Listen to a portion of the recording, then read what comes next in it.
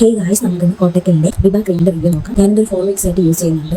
ഇതിലടങ്ങിയിട്ടുള്ള ingredients നിങ്ങളുടെ സ്കിന്നിന് match ആണോ, നിങ്ങൾക്ക് യൂസ് ചെയ്യാൻ പറ്റുമോ നോക്കിയിട്ട് മാത്രം നിങ്ങൾ മേടിക്കുക. ഇതൊരു ഓയിലി ടൈപ്പാണ്. ഓയിൽ സ്കിന്നിന് ഞാൻ പ്രിഫർ ചെയ്യുന്നില്ല. ഇത് യൂസ് ചെയ്ത് കുറച്ച് ടൈം കഴിയുമ്പോഴത്തേക്ക് ഒരു ഓയിലി ഫീൽ ഉണ്ടാകും. അത് കാരണം നിങ്ങൾക്ക് പിമ്പിൾസ് വരാനുള്ള സാധ്യതയുണ്ട്.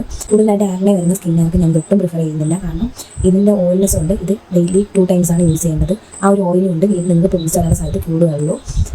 ഇത് യൂസ് ചെയ്തിട്ടുള്ള എൻ്റെ എക്സ്പീരിയൻസ് എന്ന് വെച്ചാൽ എനിക്ക് ഒരു ഷെയ്ഡൊക്കെ കളർ ഡിഫറൻസ് ഉണ്ടായിട്ടുണ്ട്. എനിക്ക് പിമ്പിൾസോ കാര്യങ്ങളൊന്നും വന്നിട്ടില്ല. ഇതിൻ്റെ സ്മെല്ല് വന്നിട്ട് അടിപൊളിയാണ്. എനിക്ക് അതിൻ്റെ സ്മെല്ല് ഓക്കെയാണ്. ഞാൻ യൂസ് ചെയ്തിട്ട് എനിക്ക് വേറെ പ്രശ്നങ്ങളോ കാര്യങ്ങളൊന്നും ഉണ്ടായിട്ടില്ല. പക്ഷേ ഭയങ്കര ഓയിലിയാണ്. കുറച്ച് നേരം ഇട്ടതിന് ശേഷം ഒരു ഓയിലി ഫീൽ ഉണ്ടാകുന്നുണ്ട്.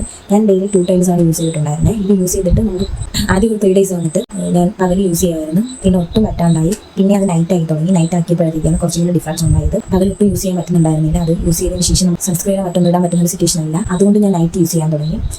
നൈറ്റ് യൂസ് ചെയ്തതിന് ശേഷം അത്യാവശ്യം ഡിഫറൻസ് ഉണ്ടായി തുടങ്ങി. എനിക്ക് വേറെ സ്കിന്നിന് വേറെ പ്രശ്നങ്ങളോ കാര്യങ്ങളൊന്നും ഉണ്ടായിട്ടില്ല. ഇത് യൂസ് ചെയ്യുന്ന അടിപൊളി ഒരു സ്കിൻ കെയർ ക്രീമാണ്. ഇത് ആമസോണിൽ പർച്ചേസ് ചെയ്യാനായിട്ട് ഞാൻ ലിങ്ക് വേണമെങ്കിൽ കമൻറ്റിൽ പിൻ ചെയ്തേക്കാം.